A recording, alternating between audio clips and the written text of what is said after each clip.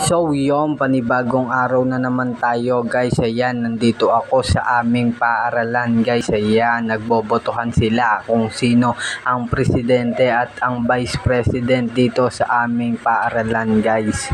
Ayan, tamang tawa pa sila dyan, nagkakagulo sila. Si ma'am tamang picture guys. Ayan, tignan nyo po. Ayan yung presidente namin nagsasalita na po at nilapit ko po sa kanya ang camera guys. Ayan no. At dito po ay pinapaliwanag niya ang mga patakaran dito sa aming classroom guys.